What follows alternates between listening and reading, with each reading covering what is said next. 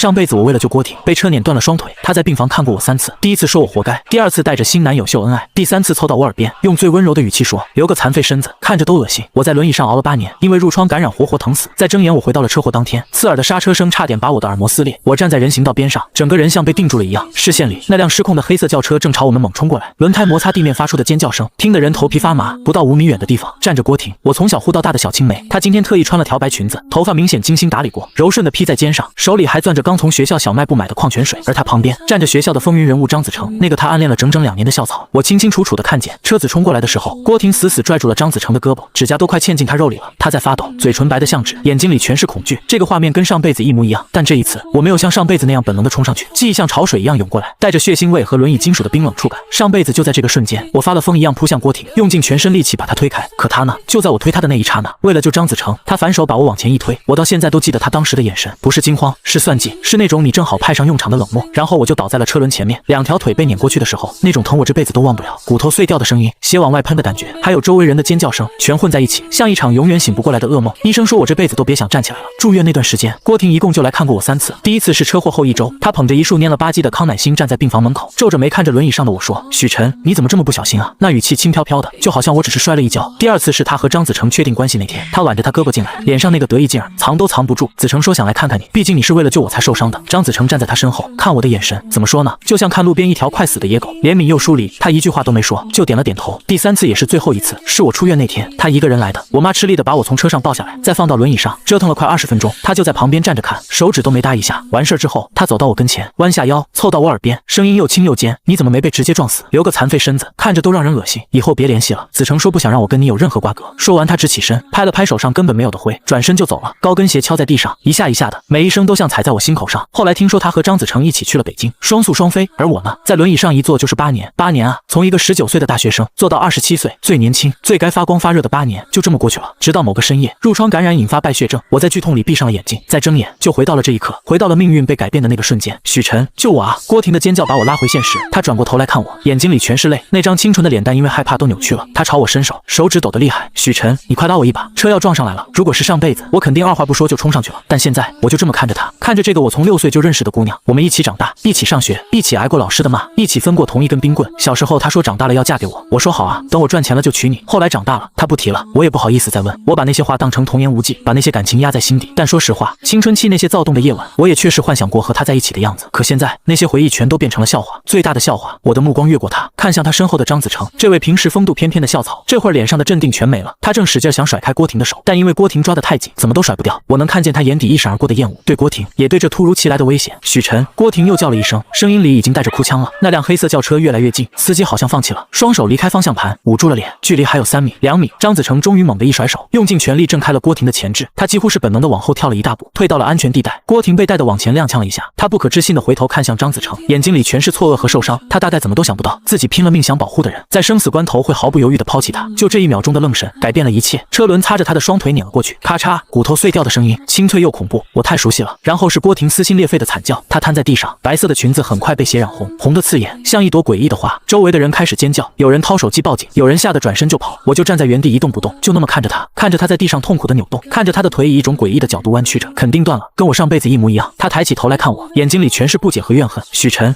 你为什么不救我？声音断断续续的，疼得直发抖。我慢慢走到他跟前，蹲下来平视着他的眼睛。郭婷，你还记得吗？我的声音很轻，轻到只有我俩能听见。小学3年级，我被高年级的堵在厕所里，是你跑去叫了老师。初中那会儿，我爸妈离婚，我躲在操场角落哭，是你找到我，陪我做了一整夜。高1那年，我被同学诬陷偷东西，是你站出来给我作证。这些事我都记着呢。郭婷的眼睛里闪过一丝迷茫，好像不明白我为什么突然说这些。然后我笑了，一个我自己都觉得冷到骨子里的笑。所以啊，上辈子我才想都没想就冲上去救你，可你呢？你是怎么对我的？郭婷的瞳孔猛地收缩，她张了张嘴想说什么，可最后只发出一声痛苦的呻吟。你在说什么？什么上辈子？我站起来不再看他。救护车的声音由远及近，警车也来了，人群开始围过来，指指点点，议论纷纷。我看见张子成站在不远处，脸白的吓人，正跟一个警察说着什么。他的目光偶尔扫过这边，但很快就移开了，就好像地上那个疼得打滚的姑娘跟他一点关系都没有。我转身要走，许晨，郭婷突然用尽全身力气喊了一声，我停下脚步，没回头。你会后悔的。他的声音又虚又毒，我会让你付出代价。我没搭理他，径直穿过人群走了。阳光特别好，洒在身上暖洋洋的。我深吸一口气，感受着这2条腿传来的力量。这双腿上辈子被碾碎了，在轮椅上熬了8年，可现在他们好好的，我能走，能跑，能跳，这种感觉好得让人想哭。可我知道这事儿没完，郭婷不是那种会认输的人，她肯定得想办法报复，而我也还没做完我想做的事。上辈子的账一笔一笔都得算清楚，不只是郭婷，还有那些我瘫痪之后落井下石的朋友们，那些在我最惨的时候还要踩上一脚的同学，那些因为我成了废人就躲着我走的亲戚，一个都跑不了。手机突然震了，掏出来一看，是班长李静涵发的群消息，紧急通知，今天下午班会照常，辅导员有重要事情宣布，所有人必须到。下面一长串收到刷屏，我盯着屏幕看了几秒，慢慢打字，收到，该来的总会来的，大学生活才刚开始，我的复仇也才刚开始。郭婷，好好享受你接下来的日子吧，这只是开胃菜。救护车拉着郭婷走了，围观的人慢慢散开，就剩地上那滩血，在太阳底下红得发黑。我没回学校，沿着街下走，两条腿走在地上那种踏实感，让我眼眶发酸。8年了，整整8年，我第一次重新感觉到脚踩在地上的感觉，每走一步都像在确认这不是做梦。路过一家奶茶店的时候，我看见橱窗玻璃上自己的影子，19岁的许晨，1.82米，不算特别壮实，但四肢健全，眉清目秀，这是我最年轻的年纪。上辈子这个年纪的我，该在大学里挥洒汗水，在篮球场上跑，在图书馆熬夜，在社团活动里发光发热，可全被那一推毁了。现在机会又摆在我面前了，我掏出手机，翻到通讯录里把那一栏，手指悬在拨号键上，犹豫了好一会儿，最后还是按了下去，响了5声才接。喂，那头传来我爸沙哑的声音，背景里麻将声哗啦哗啦的。爸，是我，小陈啊，有事儿吗？我这正忙着呢，语气里带着不耐烦。我能想象到他一手拿着电话，另一只手还在摸牌。我这边出了点事儿，什么事儿？钱不够花了，我上周不刚给你转了800吗？不是钱的事儿。我顿了一下，郭婷出车祸了，两条腿可能保不住了。电话那头安静了几秒，然后我听见他冲牌友说了句等一下，接着是脚步声，背景音变小了。严重吗？怎么搞的？你没事吧？声音里总算有了点关心。我没事儿，我平静地说，当时我也在现场，离得远，那就好，那就好。他好像松了口气。郭婷那孩子也是命不好，他爸妈知道了吗？应该通知了。行，那你抽空去医院看看，买点水果啥的，毕竟从小一起长大的，该有的人情往来还是得有。又是一阵沉默。爸，我开口，如果我残废了，你会照顾我吗？这问题问得太突然了，我自己都愣了一下。电话那头传来我爸急促的呼吸声，你这孩子瞎说什么呢？好好的说这种不吉利的话，我就是问问，问什么问？你是我儿子，真要出了事儿，我当然得管你。他语气有点激动，但你甭整天想这些有的没的，好好念书，将来找个好工作，比什么都强。我笑了，这答案跟上辈子一模一样。那时候我躺在病床上，我妈日夜照顾，一天比一天憔悴。我爸呢，从最开始天天来医院，到1周1次，再到1个月1次，最后他说，儿子，爸也得生活啊，你妈照顾你就行了，我得出去挣钱。然后他就很少来了。后来我妈累倒了，他不得不接过照顾我的担子，可不到3个月，他就请了护工，自己又坐回牌桌了。我知道了，我说，爸，你忙吧。挂了电话，我在路边长椅上坐了好久，太阳晒得皮肤发烫，我才起身往学校走。下午的班会在教学楼3楼302，我走到教室门口的时候，里面已经坐满了人，辅导员还没来，同学们三三两两凑一块聊天。听说了吗？郭婷出车祸了。真的假的？什么时候的事儿？就今天中午，学校门口那条路上，好多人看见了。严重吗？好像腿断了，流了好多血，吓死人了。天哪，那他以后岂不是……说话的人没把话说完，但意思谁都懂。我走进教室，刚才还嗡嗡的议论声一下子就低了下去，所有人的眼睛都盯着我。郭婷出车祸的时候，我也在现场，这消息显然已经传开了。许晨，一个女生突然喊我名字，我扭头一看，是苏晓，郭婷的室友兼闺蜜，戴着圆框眼镜，看着文文静静的。这会儿她正瞪着我，眼睛里全是质问。听说当时你也在场，声音不大，但在安静的教室里特别清楚，所有人耳朵都竖起来了。对，我点点头，找了个靠窗的空位坐下。那你怎么不救她？苏晓的语气咄咄逼人，你们不是从小一起长大的吗？郭婷说过，你是她最好的朋友。教室里更安静了，我能感觉到所有人的目光像针一样扎在身上，距离太远，来不及。我平静的回答，这是事实，就算我想救也救不了，至少在物理上确实是这样，来不及。苏晓冷笑一声，我怎么听说张子成都来得及躲开，你怎么就来不及？该不会是故意的吧？这话一出，教室里响起一阵吸气声，几个同学交换了一下眼神，意味深长。人性就是这样，不需要证据，只要有个怀疑的种子，就能在人们想象里长成参天大树。苏晓，你这话什么意思？我抬起头直视他，他被我盯得不自在了，但还是硬着头皮说，我没什么意思，就是觉得奇怪，郭婷对你那么好，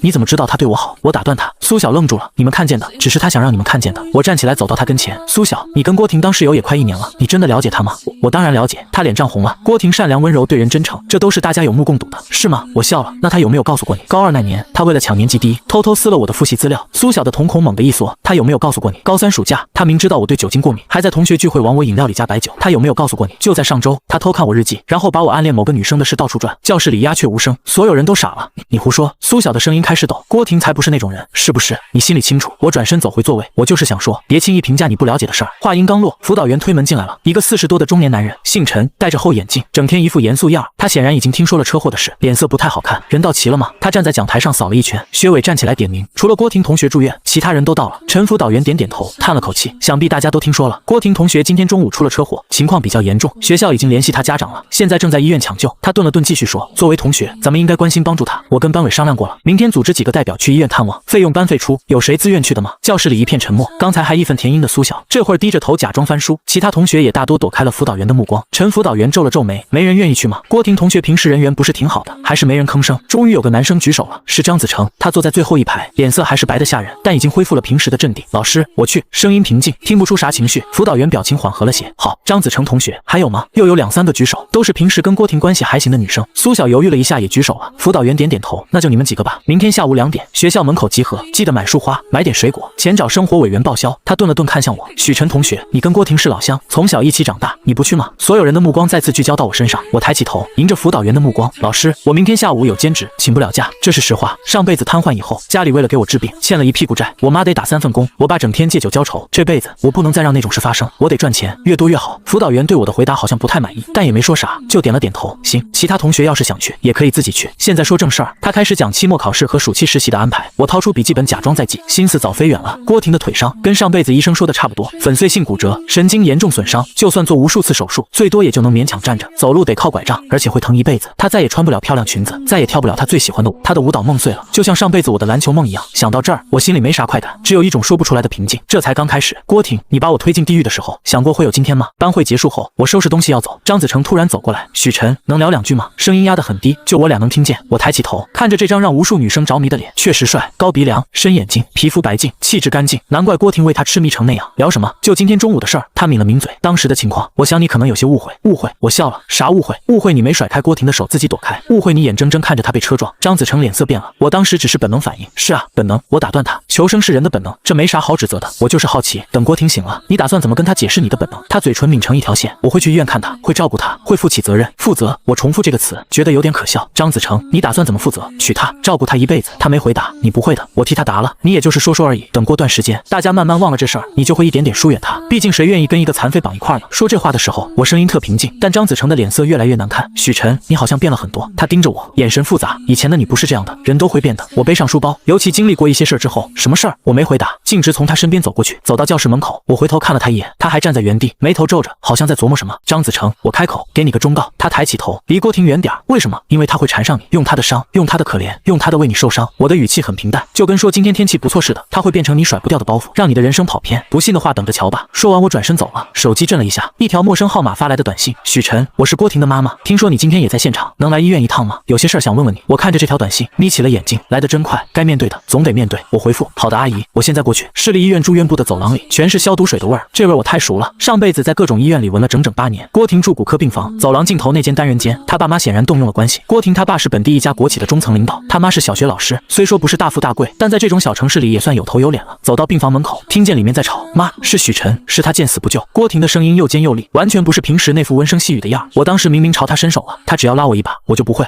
说到后面已经带着哭腔了。郭婷，你别激动，医生说你现在不能激动。这是郭婷他妈的声音，温柔里带着疲惫。我怎么能不激动？我的腿。郭婷哭得更凶了。医生说可能再也站不起来了。妈，我完了，我这辈子都完了。不会的，妈妈一定找最好的医生给你治，没用的，我都听见了。粉碎性骨折，神经损伤，就算治好也得拄拐杖。我还怎么跳舞？还怎么穿裙子？我这辈子都毁了。然后哐当一声，应该是把床头的水杯摔地上了。我站在门口，深吸一口气，敲了敲门，里面声音立马停了。几秒后门开了，郭婷他妈站在门后，一个50来岁的女人，穿着得体的米色套装，头发一丝不苟地盘着，但此刻她眼睛红肿，妆也花了，明显刚哭过。许晨来了，她勉强挤出一个笑，进来吧。病房里一片狼藉，地上全是玻璃碴子，床头柜上的东西都被扫到地上了。郭婷躺在病床上，2条腿打着厚厚的石膏，被吊在半空中，脸色白得跟纸似的，眼睛肿得像俩核桃，头发乱糟糟散在枕头上。看见我进来，她眼神瞬间变得怨毒。你来干什么？声音嘶哑，看我笑话吗？郭婷怎么说话呢？他妈呵斥了一句，然后转向我：许晨，你别介意，他太难过了。我理解。我平静地说：阿姨，您找我来有事儿。郭母示意我坐下，自己拉过一张椅子，在我对面坐下。她搓了搓手，好像在斟酌措辞。许晨，阿姨听说当时你也在现场。对，那你能不能跟阿姨说说，当时到底发生了什么？她眼睛紧紧盯着我。郭婷说是张子成先甩开她的手，然后你也没救她，这是真的吗？我没立刻回答，看了一眼郭婷，她正死死盯着我，眼神里全是警告和威胁。她在害怕我说出真相。阿姨，我慢慢开口，当时情况特别突然，那辆车失控冲过来，前后也就几秒钟的事儿，所以你真的没救她。郭母的声音有点抖，距离太远，来不及。我重复了在教室里说的话，等我想动的时候，郭婷已经被撞了。你撒谎！郭婷突然尖叫起来，你明明能救我的，你就在我旁边，你就是不想救。郭婷他妈扭头呵斥，许晨是你从小一起长大的朋友，你怎么能这么说他？朋友？郭婷冷笑，眼泪却顺着脸往下淌。妈，你根本不知道，许晨他一直喜欢我，他嫉妒我跟张子成走得近，所以故意不救我，他就是想毁了我。病房里死一般安静，郭母震惊地看着我，又看看自己闺女，一时说不出话。我笑了，这笑容大概刺激到郭婷了，她脸色更难看了。阿姨，我转向郭母，语气平静，郭婷说的对，我以前确实喜欢过她。郭母表情变得复杂起来，但那都是过去的事儿了。我继续说，上了大学之后我就放下了，而且我现在有喜欢的女生，是我们班班长，叫李静涵，这事好多人都知道，您可以去问，这是真话。上辈子我确实暗恋过郭婷，但那是在车祸之前，车祸之后所有感情都变成恨了，而这辈子重生回来的那一刻，对她最后那点留恋就全没了。至于李静涵，她是咱班班长，温柔善良的一个姑娘，上辈子她是唯一一个在我瘫痪之后还经常来看我的同学，虽然她后来也因为家家里反对，慢慢疏远了，但我永远记得他给过我的温暖，所以这辈子我决定早点接近他，不是为了利用，是真心想跟他在一起。你胡说！郭婷激动的想坐起来，但腿上的剧痛让他又倒回去了。你明明就是嫉妒，你就是见不得我好。郭婷，我看着他的眼睛，如果我真喜欢你，不是更应该救你吗？看着自己喜欢的人受伤，对我有啥好处？他张了张嘴，答不上来。而且我补充道，如果你非这么说，那我是不是也可以说，你是因为喜欢张子成，想在他面前表现，才去拉他的？结果他没站稳，把你带倒了。这个说法其实挺牵强的，但人在激动的时候，往往会抓住任何可能的解释。郭婷果然上钩了。不是的，是张子成先甩开我的手，是他推开我的。郭婷，郭母声音严厉起来，这种话不能乱说。我没乱说，就是这样的。郭婷哭喊着，妈，你要相信我，是张子成害了我，还有许晨，他也见死不救，他们都是凶手。他哭得撕心裂肺，都快背过气去了。郭母赶紧按呼叫铃，护士很快跑进来，给郭婷打了一针镇静剂，药效很快，郭婷慢慢安静下来，睡着了。郭母疲惫地揉了揉太阳穴，冲我苦笑，对不起啊，让你见笑了。没事阿姨，我能理解郭婷的感受。许晨，他犹豫了一下，阿姨问你，当时张子成真的推了郭婷吗？我沉默了几秒，这个沉默很微妙，我没说是，也没说不是，但在郭母看来，这已经是默认了。他脸色沉了下来，我知道了，声音很冷，谢谢你跟我说实话，阿姨，您也别太难过了，现在最重要的是把郭婷的腿治好。我顿了顿，需要帮忙的话，随时找我。好孩子，他拍拍我肩膀，眼睛里闪过一丝欣慰。郭婷能有你这样的朋友，是他的福气。我在心里冷笑，上辈子他也说过一样的话。我刚瘫痪那会儿，他每次来看我，都拉着我的手说，小陈，你是为了救郭婷才受伤的，这份恩情我们郭家一辈子都不会忘。可后来呢？他来的次数越来越少，再后来听说郭婷和张子成在一起了，他甚至给我妈打电话说，两个孩子是真心相爱，你们就别纠缠了，过去的就让他过去吧，过去的就让他过去。说得轻巧，我失去的是2条腿，是一整个人生。阿姨，那我先回去了，学校还有事儿。好，路上小心。走出病房，我在走廊长椅上坐下，长长出了口气。这场戏才刚开始，郭婷的指控，郭母的怀疑，张子成的辩解，这些都会像滚雪球一样越滚越大。而我呢，只需要在适当的时候轻轻推一把。手机震了，是李静涵打来的，我接起来，班长，啥事儿？许晨，你在医院吗？声音很温柔，带着关心。刚看完郭婷，她情况怎么样？不太好，腿可能保不住了。电话那头沉默了几秒，许晨，你还好吗？他问。听说当时你也在场，肯定吓坏了吧？我心里一暖，上辈子也是这样，在我最绝望的时候，只有他会问我，许晨，你还好吗？我没事儿，我说，就是有点累。那你快回学校休息吧。他顿了顿，对了，辅导员让我通知你，明天下午去他办公室一趟，好像有事找你。知道什么事儿吗？不清楚，但他表情挺严肃的，你最好有个心理准备。好，谢谢。挂了电话，我靠在椅背上闭上眼。辅导员找我，8成是为了今天车祸的事儿，学校里肯定已经传开各种版本了。作为辅导员，他得了解情况。更重要的是，郭婷他爸妈可能会给学校施压，毕竟他们闺女是在学校门口出的事儿，我得好好想想该怎么应对。正想着，走廊那头传来急促的脚步声，我睁开眼，看见张子成正往这边走，他手里捧着一束百合，脸色还是白得吓人。看见我，他愣了一下，脚步也慢了。许晨，你怎么在这儿？郭婷他妈找我。我站起来，你来探病？他点点头，表情不太自然。毕竟当时我也在场，应该来看看。是啊，应该的。我意味深长地说，毕竟郭婷是为了你才受伤的。张子成脸色更难看了，你这话什么意思？字面意思。我笑了笑，如果当时他没去拉你，而是自己躲开，也许就不会被撞了。你这是想把责任推给我？声音里带着怒气。我只是陈述事实。我摊摊手，而且郭婷也是这么认为的。他瞳孔猛地一缩，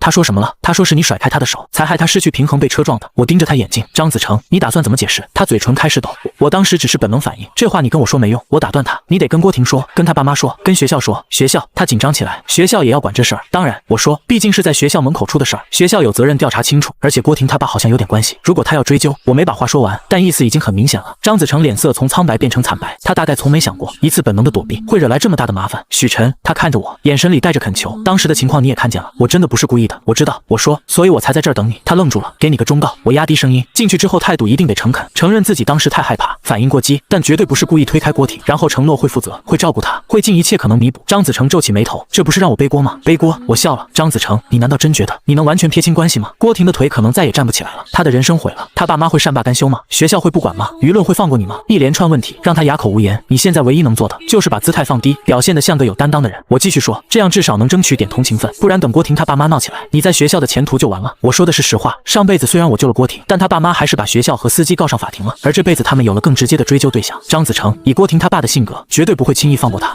我知道了。张子成深吸一口气，谢谢你许晨。不用谢。我说，我就是不想看着事情闹大，对谁都不好。他点点头，捧着花往病房走，在门口犹豫了几秒，还是推门进去了。我站在走廊里，听着里面传来的说话声，先是郭母冷淡的问候，然后是张子成结结巴巴的解释，最后是郭婷激动的哭喊。很好，一切都按我想的来。张子成被逼到墙角了，郭婷的怨恨有了具体对象，郭母的怀疑得到了证实，而我呢，只是个来不及施救的旁观者，一个尽力帮忙的好朋友，一个善解人意的知情人。这角色定位挺好。我转身离开医院，走到门口的时候，手机又响了，这次是我爸打来的。小陈，你郭叔叔刚给我打电话了，声音很严肃，他问了我好多你的事儿，还问你跟郭婷是不是有啥矛盾，你怎么说的？我能怎么说？就说你们从小一起长大，关系一直挺好。他顿了顿，但是小陈，你跟爸说实话，今天的事儿你真的没有？没有。我打断他，爸，我当时真来不及。电话那头沉默了好久，那就好。他终于说，你郭叔叔那人心眼小，爱计较，要是让他觉得是你害了郭婷，以后咱两家就难难处了，我知道，你自己也小心点，这段时间少去医院，省得惹麻烦。好，挂了电话，我站在医院门口，看着来来往往的人，每个人都有自己的故事，自己的苦衷，自己的算计，而我只是其中一个。但这辈子我不会再让任何人算计我，不会再让任何人伤害我，所有欠我的，我都要一一讨回来。郭婷的腿只是利息，真正的报复还在后头。我掏出手机，给李静涵发了条短信：班长，明天辅导员找我，你能陪我一起去吗？我有点紧张。几分钟后他回复了：好，明天下午2点，我在辅导员办公室门口等你。我看着这条短信，嘴角微微上扬。李静涵，这辈子我不会再错过你，也不会再让你因为我受到伤害，我会好好保护你，好好爱你，用我这双重新站起来的腿走向你，走向我们的未来。而在这之前，我还有一场硬仗要打，一场关乎尊严的硬仗。我准备好了。第二天下午1点50，我提前10分钟到辅导员办公室门口，李静涵已经到了。她今天穿了件浅蓝色连衣裙，长发扎成马尾，露出干净的脸庞和修长的脖子。看见我，她微微一笑：来了，班长，你真准时。我说：怕你紧张吗？她眨眨眼，压低声音：我打听过了，好像真是为了昨天车祸的事儿。郭婷她爸妈给学校施压了，要求调查清楚，果然跟我猜的一样。谢谢你，班长。我真诚地说：不用谢。她摆摆手：咱是同学，互相帮忙应该的。她的善良一如既往，上辈子在我瘫痪后，她是唯一一个不嫌弃我，经常来陪我说话的同学。即使后来她家人反对，她还是偷偷来看过我几次，直到她家搬去外地，我们才断了联系。这辈子我不会再让那些遗憾发生。1点58分，办公室门开了，辅导员陈老师探出头：许晨来了，进来吧。我走进去，李静涵跟在后头。办公室里除了陈老师，还有个50多岁的男人，穿深色西装，脸色严肃。郭婷的父亲郭建国，他坐在沙发上，两手放膝盖上，背挺得笔直，一副官架子。看见我进来，目光像刀子一样扫过来。陈老师，这是……我故作疑惑。许晨同学，这位是郭婷的父亲郭叔叔。陈老师介绍道：郭叔叔想了解一下昨天的情况，所以请你过来谈谈。郭叔叔好。我礼貌地打招呼。郭建国点点头，没回应。他目光在我身上停留了几秒，然后转向陈老师：陈老师，我想单独跟许晨同学谈谈。陈老师愣了一下，看向我，我点点头：没问题的，陈老师。那好吧。陈老师站起身，我正好要去开个会，你们聊。李静涵，你也先出去吧。李静涵有些担忧地看了我一眼，我给了一个放心的眼神。两人离开后，办公室里只剩我和郭建国，气氛瞬间压抑下来。郭建国没说话，就盯着我，那眼神像在审犯人。我也不说话，平静地回视他。上辈子我见过他很多次，刚开始他还装得挺慈祥，握着我的手说：小陈，你是我们郭家的恩人，叔叔一定不会亏待你。可时间一长，态度越来越冷淡，到最后他连见都不愿意见我。有一次我妈去找他，希望他帮忙联系北京的专家，他直接说：你们家的事儿自己想办法，我帮不了。那时候我就明白了，所谓的恩情在现实面前一文不值。许晨，他终于开口，声音低沉：昨天的事儿，我需要你实话实说。郭叔叔，我昨天已经跟阿姨说过了，我要听你再说一遍，语气不容置疑，每一个细节。我深吸一口气，开始说整个过程，我描述的客观冷静，没有任何添油加醋，但越是客观，听起来就越真实。郭建国听完沉默了好久，他手指在膝盖上轻轻敲着，这是他思考时的习惯动作。所以你承认你没救郭婷，我承认我来不及救他。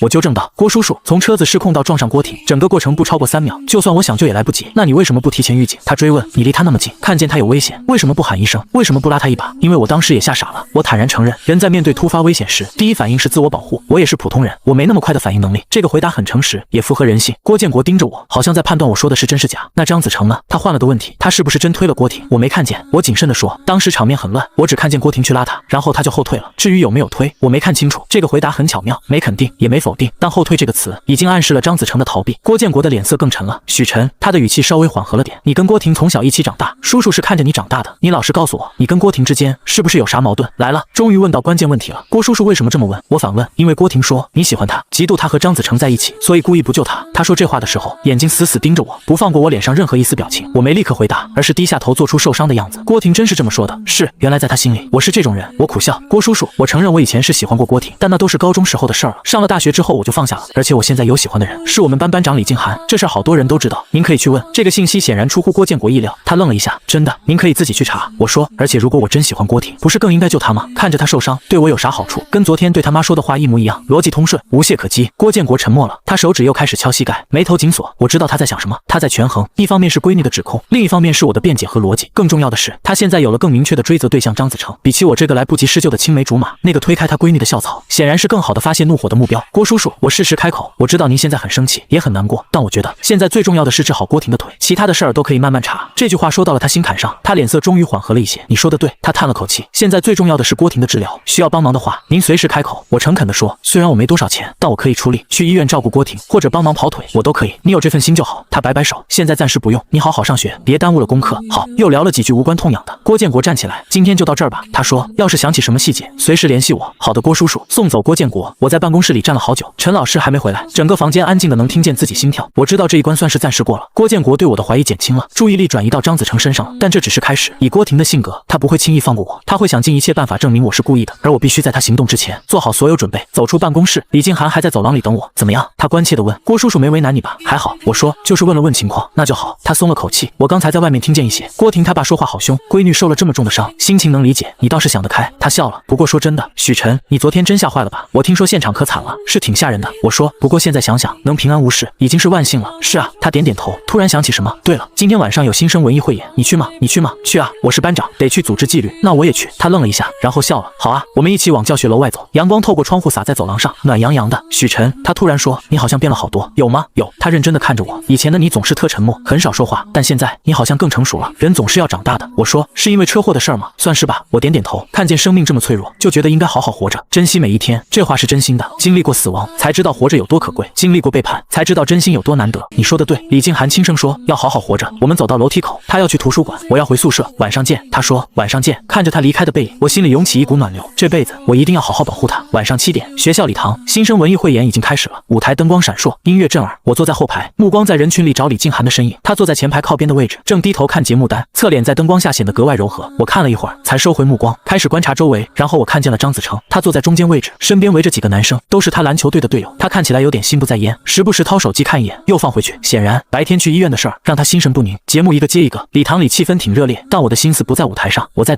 等郭婷可能采取的行动。以我对他的了解，他不会就这么算了，他一定会想办法报复，或者至少证明自己的清白。果然，第3个节目结束后，礼堂灯光突然暗了，大屏幕上原本播着节目预告，现在却变成了一段视频，一段用手机拍的有点晃的视频。画面里是昨天车祸的现场，镜头对准人行道，能清楚看见3个人：郭婷、张子成。车子冲过来的瞬间，郭婷伸手去拉张子成，张子成甩开他的手后退，而我站在原地一动不动。视频到这儿就结束了，整个过程不到10秒，但足够让所有人看清发生了什么。礼堂里一片哗然。天哪，张子成真甩开郭婷了，许晨怎么不救人？这也太冷漠了吧！郭婷好可怜。议论声此起彼伏，我坐在后排，平静地看着这一切。果然来了，这段视频上辈子也有，是当时围观的一个学生拍的，后来发到网上，引起不小讨论。但上辈子视频的主角是我推开郭婷，然后被他反推进车轮下。这辈子剧情变了，视频里的我变成了冷漠的旁观者，而张子成成了众矢之的。舞台上的主持人慌忙解释，不好意思，设备故障，马上调整，灯光重新亮起，节目继续。但气氛完全变了，我能感觉到无数道目光投向张子成，他低着头，两手紧紧攥着，他几个队友面面相觑，不知道该说啥。就在这时，我手机震了一下，一条陌生号码发来的短信：许晨，看见了吗？这就是你的真面目，我不会放过你的。没署名，但我知道是谁。郭婷，就算躺在病床上，他也要闹出动静。我回复郭婷，好好养伤吧，别再折腾了。发完把手机放回口袋，抬头时发现李静涵正回头看我，她眼神很复杂。我冲她笑了笑，做了个我没事的口型。她点点头转回去了，但我知道她心里肯定有很多疑问。没关系，我会慢慢告诉她真相，但不是现在。现在我要让这场戏继续演下去。视频事件很快在校园里传开了，论坛上冒出一堆帖子，标题一个比一个惊悚。校草张子成危难时刻抛弃女友，人性何在？青梅竹马见死不救，是冷漠还是另有隐情？车祸现场视频曝光，真相令人心寒。底下的评论更是五花八门，有人骂张子成渣男，有人指责我冷血，也有人替郭婷抱不平。舆论几乎一边倒，这很正常。在真相不明的情况下，人总是倾向于同情弱者，而郭婷现在就是那个最弱的弱者。一个漂亮姑娘，为了救自己喜欢的男生，双腿被碾断，可能终身残疾，而那男生却抛弃了她。她青梅竹马也见死不救，多么完美的悲剧故事，多么值得同情的受害者。但我知道事情不会这么简单，郭婷的手段不止于此。果然，第2天早上，一条新帖子出现在论坛首页，发帖人自称是郭婷的闺蜜，详细描述了郭婷和许晨不为人知的过去。帖子里说，许晨一直暗恋郭婷，但郭婷只把他当哥哥，许晨因此因爱生恨，多次骚扰郭婷，甚至威胁她。这次车祸就是他蓄意报复。郭婷亲口告诉我，当时许晨完全有时间救她，但他就是不动，眼睁睁看着她被撞。他还对郭婷说，这就是你拒绝我的下场。这种人太可怕了，大家一定要远离他。帖子写的声情并茂，细节丰富，很有说服力。下面的评论瞬间炸了，我的天，原来是这样，太恐怖了，因爱生恨啊！许晨看着挺老实的，没想到这么变态，支持郭婷，报警抓他。我平静地看完帖子，关掉手机，该来的终于来了。郭婷开始反击了，而且用的是最恶毒的方式，毁我名声。如果是在上辈子，我可能会惊慌失措，拼命辩解，但现在我只是冷笑。郭婷，你以为这样就能扳倒我？你太天真了。我打开电脑，登录论坛，注册了个新账号，然后我开始写一篇长文，标题是关于昨天车祸。我想说几句公道话，内容很简单，就是客观描述我看见的一切，没偏袒任何人，也没指责任何人，只是陈述事实。但在文章最后，我加了一段话，我不认识许晨，也不认识郭婷，更不认识张子成，我只是个路人，碰巧看见了整个过程。我想说的是，在那种生死关头，人的第一反应往往是本能，而不是思考。张子成后退是本能，许晨愣住是本能，郭婷去拉人也是本能。我们不应该用事后的冷静去评判当时的惊慌，更不应该在真相未明之前就轻易给任何人定罪。愿伤者早日康复，愿生者珍惜当下。这篇文章我用的是中立的语气，很快下面就有了几百条评论，有人赞同，有人反对，有人质疑，但至少舆论不再是一边倒，了，这就是我要的效果。郭婷想用舆论压垮我，那我就把谁搅浑，让所有人都参与讨论，让所有人都发表意见。当声音多了，真相反而会被淹没，而这正是我需要的。做完这些，我关上电脑准备去上课，走到宿舍楼下，看见张子成站在门口，他看起来一夜没睡，眼圈乌黑，胡子拉碴。看见我，他快步走过来，许晨，我们谈什么？论坛上的帖子你看见了吗？看见了，那不是我发的。他急切地说，我虽然，但我不会用这种方式。我知道，我打断他，是郭婷发的。他愣住了，你怎么知道？因为那符合他风格。我说，张子成，你现在明白了吗？郭婷不是你想的那么单纯，他得不到的就会毁掉。他脸色变得很难看。那篇为你说话的文章是你写的吗？他问。不是，我否认，但我觉得那篇文章说的对。那种情况下，本能反应不该被过度解读。他盯着我看了好久，突然说，许晨，你到底是个什么样的人？普通人。我说，一个想好好活着的普通人。可是你太冷静了。他说，冷静的不正常，出了这么大的事儿，所有人都慌了，就你好像一切都在掌控中。我笑了，那是因为我死过一次。说完，我不再理会他错愕的表情，转身离开。死过一次的人还有啥好怕的呢？这辈子我要活出个样子来，让那些伤害过我的人付出代价，让那些爱过我的人得到幸福。这条路我才刚开始走，但我会一直走下去，直到终点。郭婷的帖子在论坛上发酵了整整2天，舆论像滚雪球一样越滚越大，我的名字几乎成了变态暗恋者的代名词，走到哪儿都能感觉到异样的目光，听到压低声音的议论。李静涵看我的眼神越来越担忧，几次欲言又止。张子成则彻底沉默了，不再来找我，甚至有意躲着所有人。直到第3天，事情出现了转机，一个匿名的账号在论坛上发了一篇长文，标题很简单，我是现场目击者，我要说实话。文章详细描述了车祸当天的全过程，内容和我的说法基本一致，但关键是作者在最后加了一段话，我之所以站出来说话，是因为我看见了更恶心的东西。车祸发生后，我本来想上去帮忙，但听见郭婷对许晨说的话，他说，许晨，你为什么不救我？你就这么恨我吗？然后他又对张子成说，子成，我好痛，我的腿是不是断了？但等救护车来了，医护人员把他抬上担架时，我看见他偷偷笑了，虽然只有一瞬间，但我确定我没看错，那个笑容绝对不是痛苦的人会有的笑容。所以我想，这件事可能没有表面看起来那么简单。这篇帖子一出来，舆论瞬间反转，细思极恐，难道郭婷是故意的？不会吧，谁会拿自己腿开玩笑？可那个笑怎么解释？也许是为了博同情，为了逼张子成负责，太可怕了。如果真是这样，那郭婷也太有心机了。讨论越来越激烈，郭婷从完美的受害者变成了有心机的绿茶，而我和张子成则从加害者变成了可能被算计的可怜人。我看完帖子，关掉手机，这个匿名账号是谁？我心里有数，应该是当时围观的学生之一。看见了郭婷的那个笑，那个笑我上辈子也见过。在我被推进手术室之前，他趴在张子成怀里哭，但抬头看向我时，嘴角确实扬起了一瞬。当时我以为是自己眼花，现在想来，那才是他的真面目。下午的课结束后，李静涵叫住了我，许晨，能聊聊吗？我们走到教学楼后面的小花园，找了张长椅坐下。夕阳西下，金色的阳光洒在草坪上，暖洋洋的。论坛上的帖子你看了吗？他问。看了。那个匿名账号说的是真的吗？郭婷真笑了。我沉默了几秒，我不知道。我说，当时场面很乱，我没注意，但如果是真的，李静涵咬了咬嘴唇，那郭婷也太可怕了。我没说话。许晨，他转头看着我，眼睛很亮，你跟我说实话，你跟郭婷之间到底有啥恩怨？我看着他，突然很想把一切都告诉他，但我说不出口。谁会相信重生这种事儿呢？班长，我轻声说，如果我说我曾经做过一个很长很长的噩梦，梦里我被最好的朋友背叛，失去了双腿，在轮椅上坐了8年，最后孤独的死去，你会相信吗？他愣了一下，然后笑了。你小说看多了吧？是啊，我也笑了，只是做梦而已。但他看我的眼神变了，变得认真，变得温柔。许晨，他说，不管那个梦是不是真的，我想告诉你，你不是一个人。什么意思？我的意思是，他深吸一口气，我相信你这3个字像暖流一样涌进我心里。上辈子在我最绝望的时候，他也说过一样的话。许晨，我相信你。许晨，你不是一个人。许晨，我会陪着你。但最后他还是离开了。这辈子我不会再让那种事儿发生。班长，我说谢谢你，叫我静涵就好。他笑了笑，总是班长班长的，多生分。好，静涵。我们相视一笑，气氛突然变得有些微妙。对了，他转移话题，下周末有个志愿者活动，去孤儿院陪孩子们玩，你要去吗？去。我想都没想就答应了，这么干脆，反正周末也没啥事儿。那好，我帮你报名。他掏出手机，手指在屏幕上飞快打字。对了，张子成也去。我挑眉，他还有心情参加活动。他说想散散心。李静涵说，我觉得他最近压力挺大的，论坛上那些话挺伤人的，自作自受。我说，许晨。他看着我，你好像对张子成很有意见。没有，我否认，就是觉得他活该。为什么？因为他太在意别人眼光了。我说，如果他能坦然面对自己的选择，承认自己当时就是害怕了，就是自私了，反而不会这么被动。可他非要装出一副受害者的样子，那就别怪别人骂他。李静涵若有所思地点点头，你说的对。我们又聊了一会儿，直到天快黑了才分开。回宿舍路上，手机响了，是我爸打来的。小陈，你郭叔叔来家里了，声音听起来很疲惫。他看了论坛上的帖子，很生气，说要讨个说法。什么说法？他说郭婷不可能做那种事儿，肯定是有人造谣，他想让你出面澄清，说那个匿名账号说的是假的。我冷笑，他凭什么觉得我会听他的？小陈，我爸叹了口气，我知道你受委屈了，可郭婷现在躺在医院里，腿可能保不住。他爸也是着急。爸，我打断他，你还记得我小时候摔断胳膊那次吗？电话那头沉默了。那时候我妈不在家，你带我去医院，路上碰见郭叔叔，他说要送你一程，你说不用，自己背着我走了2公里。到了医院，医生说需要住院，你身上钱不够，打电话给郭叔叔借，他说手头紧，让你找别人，最后还是邻居王阿姨借的钱。爸，郭婷是你闺女吗？你怎么老是向着外人说话？我爸很久没说话。小陈，他终于开口，声音沙哑，爸不是向着外人，爸是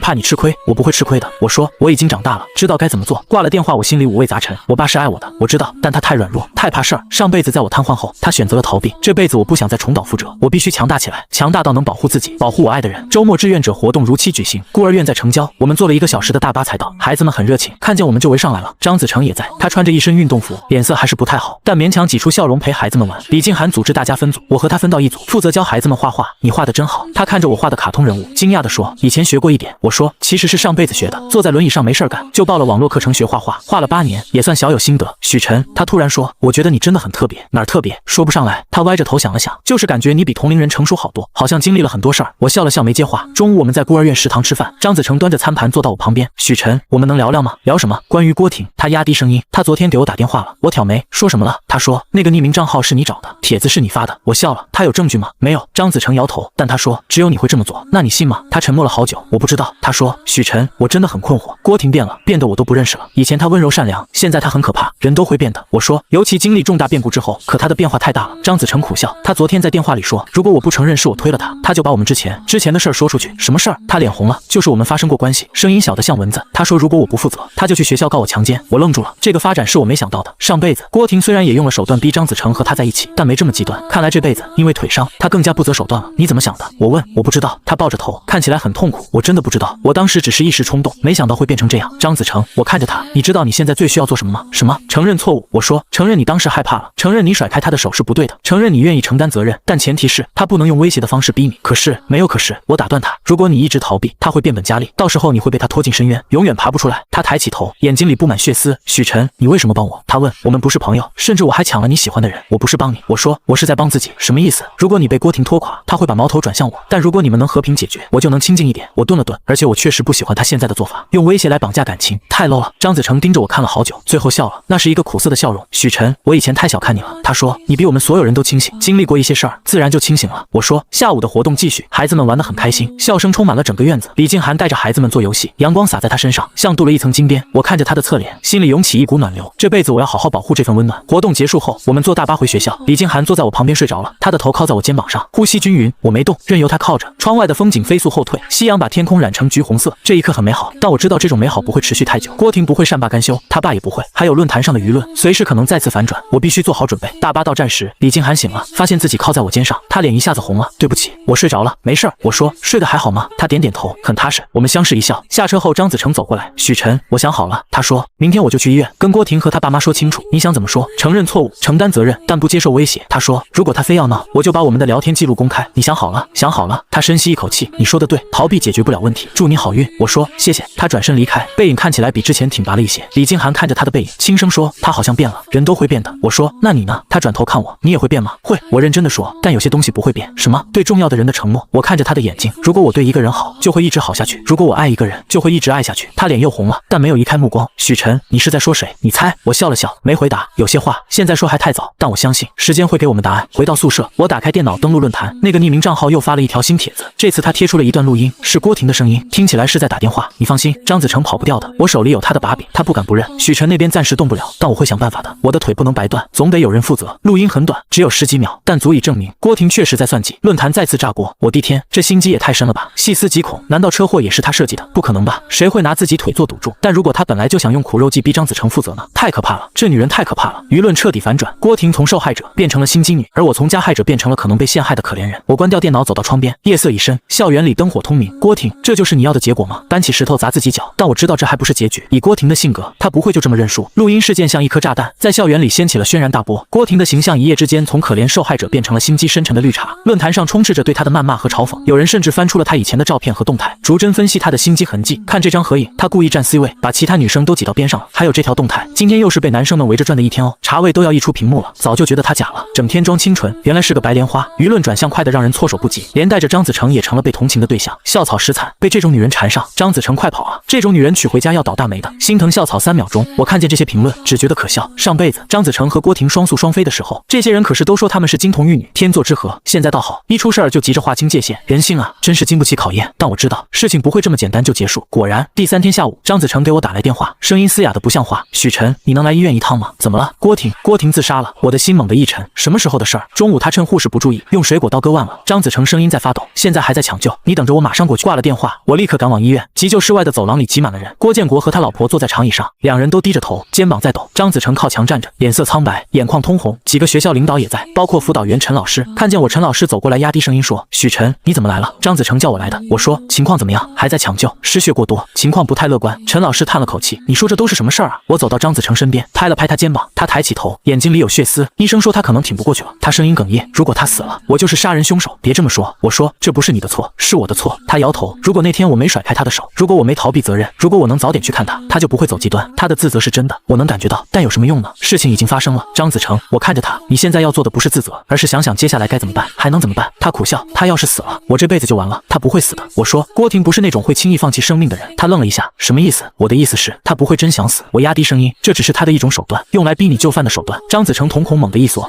你是说割腕自杀？听着吓人，但死不了人的概率很大。我说，他学过医理，知道怎么割才能看起来严重，但又死不了，这是真的。郭婷高考志愿本来是医学院，后来分数不够才调剂到我们学校。他确实懂一些医学常识，可医生说他失血过多。张子成还是有点不敢相信，失血过多可以输血，但舆论的压力你是逃不掉的。正说着，急救室门开了，医生走出来，摘下口罩，病人脱离危险了。他说，伤口不深，没伤到动脉，但失血确实比较多，需要好好休养。所有人都松了口气。郭建国夫妇冲上去，抓着医生的手连连道谢。张子成瘫坐在椅子上，两手捂着脸。我知道他在想什么，他在庆幸，也在后怕。庆幸郭婷没死，后怕如果他真死了，自己要承担什么后果。你看我说的没错吧？他抬起头，眼神复杂的看着我。许晨，你到底是谁？什么？你为什么什么都知道？他盯着我，为什么你总能看透一切？我笑了笑没回答。接下来你打算怎么办？我不知道。他摇头，我现在脑子很乱。如果你信我，我给你个建议。什么？去看他，照顾他，表现出你的愧疚和关心。我说，但在他爸妈面前要把话说清楚，你不是不爱他，也不是不想负责，但你不能接受威胁和逼迫。张子成沉默了好久。许晨，如果我说我现在真的很害怕，你会笑话我吗？不会。我诚实的说，害怕很正常。那你会帮我吗？我会告诉你该怎么做，但最后的选择还得你自己做。他点点头，站起来整理了一下衣服。我去看他，去吧。他走了2步又回头。许晨，谢谢你。不用谢。看着他走进病房的背影，我心里没啥波澜。陈老师走过来拍拍我肩膀，许晨，你也回去吧，这儿没啥事儿了。离开医院时，天色已经暗了。我走到公交站，等车的时候手机响了，是李静涵。许晨，你在哪？声音很着急。在医院门口。怎么了？你看论坛了吗？还没。怎么了？郭婷自杀的事儿被发到论坛上了，现在又炸了。他说，而且这次有人把你的名字也扯进去了。我心里一紧，什么意思？有人说是你逼郭婷自杀的。李静涵声音在抖，说你因为得不到他就毁了他，说你是变态跟踪狂，说你要为郭婷的死负责。我深吸一口气，该来的终于来了。郭婷的反击比我想象的还要猛烈。知道了，我马上回学校。你别回来。李静涵急切地说，现在学校里好多人都在议论你，你回来会有麻烦的，躲不掉的。越是躲，他们越觉得我心虚。